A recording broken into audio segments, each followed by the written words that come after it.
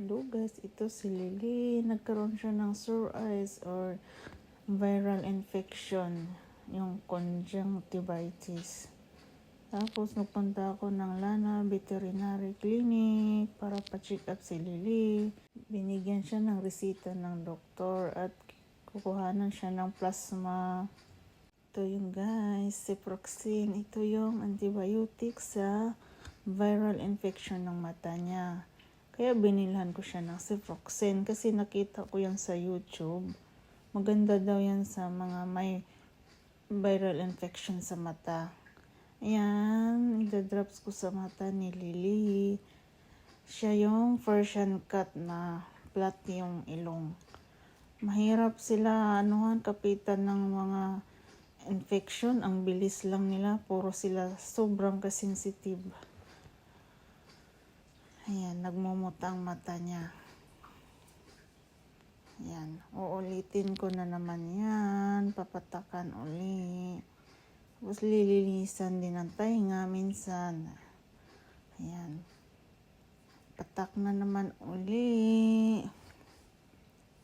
Sana'y gumagaling si Lily.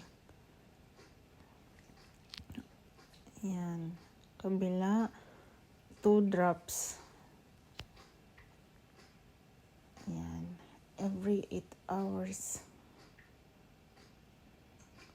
Kaso lang ang sa akin, may work kasi ako. Sa tanghali before ako mag-duty, pinapatakan ko siya. Tapos pag uwi ko naman ng mga 10:30, ayan, bago matulog, patak na naman. Tapos pinapainom ko rin sila ng gamot na immunobooster vitamins nila para iwas infection, para magkaroon sila ng lakas sa immune system nila. Ayan, ang malalaki is 1 tablet and half. Tsaka yung siliit naman ay 1 tablet lang. Mahirap siyang painumin ng tablet. Ayan, kailangan mong i-shoot kasi marunong siyang niluluwa niya dinudura niya. Ayan. Dila-dila na siya, marunong na pusa mayroon ding vitamins para sa immune system din nila yan. Paste yan. Parang toothpaste, ganon. Puno na ng mga vitamins. Kasi nagkakahawaan yan sila Ang hirap na magastos ang vet. Ayan. Ito na namang si Lililiit. Yan ang naghawa kay Lililaki. Papatakan ko siya ng ciprofloxacin. Kasi siya yung unang nagka-sore eyes. Nahawaan niya si Lililaki. Hirap na maghawaan. Mabuti na lang ako ay hindi rin nahawaan. Ayan mahirap patakan. Marunong din Inaano niya yung mata niya Yan ang kahirapan ng mga pusang to. Yan sobrang likot niya, sobra. Ayaw magpapatak sa mata. Yan, dahan-dahan lang. Yan, puno kayo ng mga muta ninyo. Mabuti na lang yung isa hindi nahawaan. Yan yun. Kuha ko ng cotton balls. Nilagyan ko ng warm water na may Himalayan salt. Ayan siya. Yan yung pinapahid ko kasama yung ciprofloxacin. Yan. Tapos yan ang mata ni Lily. Para na naman siyang mayroong katarak. Di ko na maintindihan yung mata niya. Ayan siya. Pang ilang araw na iyan. Linisan muna natin yung mata ni Lily. Ayan. Yung mata niya parang may iba yung muta niya Parang mayroong pulay, parang dugo.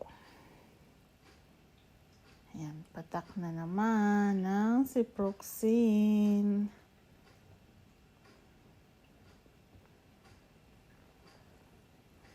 Ayan.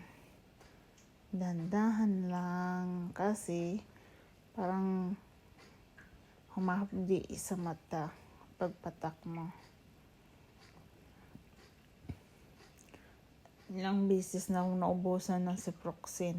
Bili na naman ako na sa pharmacy. Kasi yung para sa mata nila, gamot kasi din yan ng tao. Drops ng tao yan. Yan guys, huwag kalimutan painumin ng immunobooster with Liacin. Ayan, malikot na naman tong si Lililaki. Pag ginagamot ko yan, nagtatago lagi. Ayan ang mata niya. Yan na yung niresita niyang Tobrax. Ito naman Tobrax, antibiotic din yan na gel. Ano mo na lang yan sa mata kasi gel siya. Ayan.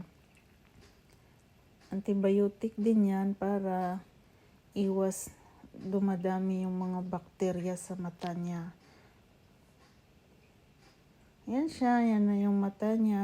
Mayroon pa rin kaunting para na siyang katarak or glaucoma. Yan, may parang cloudy eyes na umano sa pupil ni Lily. Yan. Ang kabilang mata ni Lily is okay na siya. Yan, gamot na naman si Lily. Patakan ko siya ng refresh. Ang kabilang mata niya is okay naman. Kaya refresh na lang. Para iwas dryness. Yan na. Patak sa kabilang refresh. Tapos, kabilang mata naman niya.